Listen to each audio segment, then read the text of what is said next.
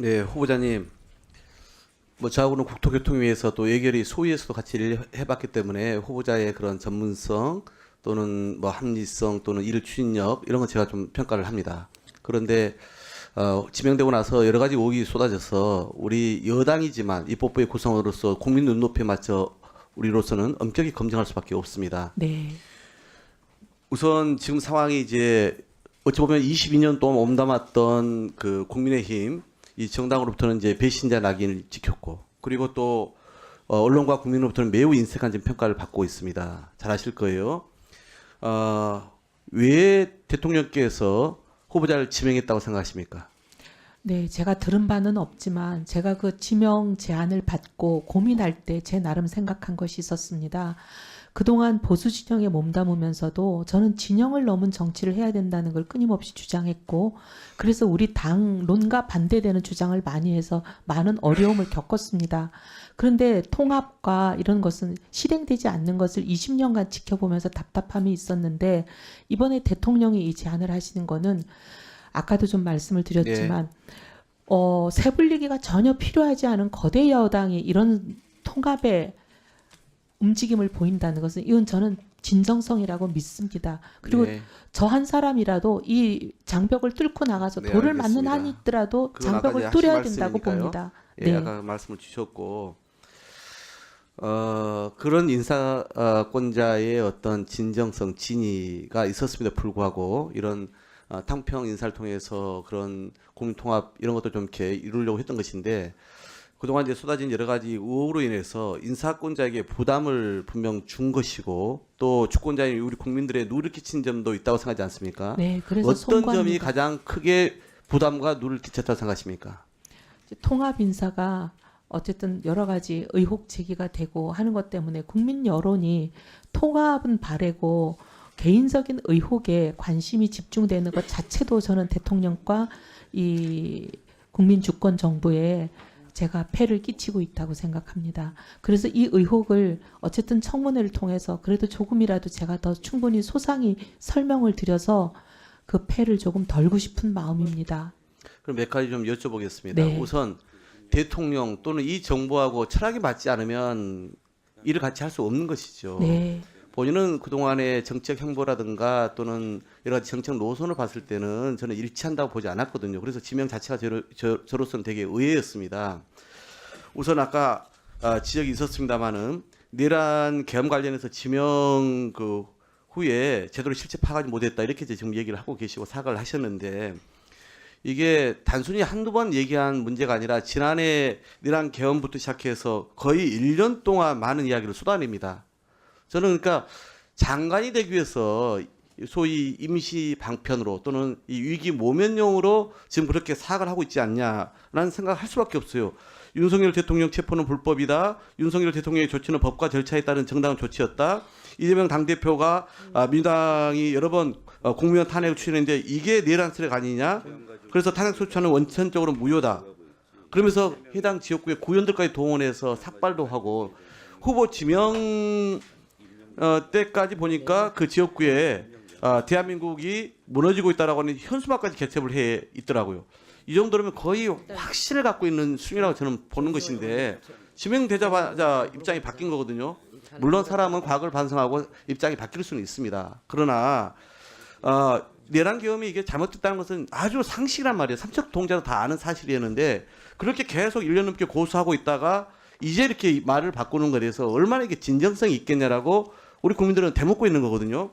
그래서 결국은 아주 기본적인 판단 능력에 문제가 있는 거 아니냐. 매우 이 장관직이라고 하는 것은 고도의 정무적 판단을 해야 되는데 기본적 판단 능력도 문제가 있는 거 아니냐라고 묻고 있는 것입니다. 여기에 대한 입장은 뭡니까? 네, 일단 현수막부터 말씀드리면 저런 아니, 건 뭐 의원 세사기는 잘 아시지만 저건 네. 당에서 내려와서 다는 거고 제가 하는 건 아니라는 건 알고 그래도 계실 지역위원장의 거고. 동의를 다 구하죠. 네. 그 뭐 당에서 내리면 다 사무국장이 알아서 다는 거고요. 그다음에 이제 그 말씀하신, 근데 제가 물론 그런 발언을 한 적이 있습니다. 왜냐하면 당에서 거의 매주 매일 집회를 열어대니까요. 안 나갈 수 없었습니다. 그런데 탄핵 판결 선고가 나고 나서는 저는 입을 닫았습니다. 그 부분은 제가 지명받고 입장을 바꾼 것이 아니라는 점을 말씀드리는 걸로 네. 제가 가름하겠습니다. 지속적으로 이 대한민국 헌법사에 남을 그 중대 사건이기 때문에 자기의 네. 확고한 입장들을 견지해야 그나마 네. 좀 이해가 될 것이다 싶어서 드린 말씀이었고요.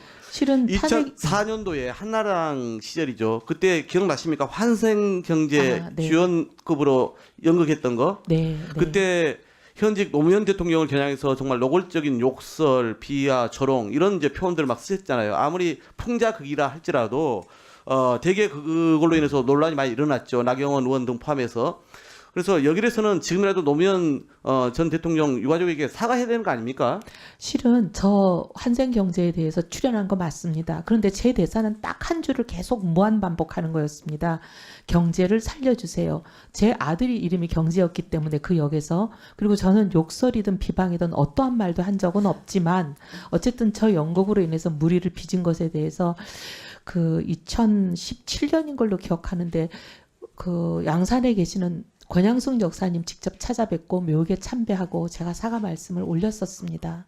네. 그리고 이제 오늘 앞서 얘기한 것처럼 이제 이 당시 인턴 보좌진 몇 살인지 기억나십니까? 기억은 안 나고요. 아마 어렸을 걸로 생각합니다. 당시는 그러면 해당 발언에 문제식을 느끼지 못했습니까? 아닙니다. 그러고 나서 바로 사과했습니다. 사과를 했어요? 네. 근데 사과를 했는데 그때도 그 직원이 받아들이지 않은 겁니까? 그런 것 같습니다. 저는 사과를 했다고 생각했고 제 사과가 좀 전달이 되지 않았을까 했는데 그게 잘 안 된 것 같습니다. 근데 지금도 끊임없이 그 상처받은 직원이 사과를 받아들일 때까지 끊임없이 사과 노력을 하고 있습니다. 왜 사과를 안 받아들였다고 생각하십니까? 그러면 그때는 안 받아들인 줄은 지금도- 몰랐고요. 이번에는 연락을 직접 하면 또 제2의 가해가 될까봐 제가 직접 연락은 못하고 그때 같이 있었던 직원 통해서 연락했더니 그 지금 1분만 더 주세요. 저한테 사과하실 일은 아닌 것 같습니다라는 문자가 왔다고 해서 일단 마음이 열리기를 더 기다리면서 그러고 있습니다. 이 기획예산처라고 하는 게 이제 각 부처 업무 조정하면서 극한적인 업무 집중도 또는 스트레스가 있잖아요. 근데 이런 이제 그때 본인은 당대표 시절에 그렇게 뭐 취임 직후에 업무 압박이 심해서 예민한 상태에서 발언했다 이렇게 해명을 한 게 있던데 아마 그 제 협명은 아니고 누가 옆에서 그렇게 얘기한 것 그 같습니다. 본인이 그걸 확인을 했어야죠 그러면. 아, 근데 그런 기사가 났었는지 몰랐습니다. 네. 그래서 자칫 공무원들에 대해서 그렇게 이 고압적인 네. 태도, 갑질이 나타나지 않을까 염려돼서 드린 말씀입니다. 아, 그런 일 절대 없습니다. 끝으로 한 가지만 마지막 여쭤볼게요. 네.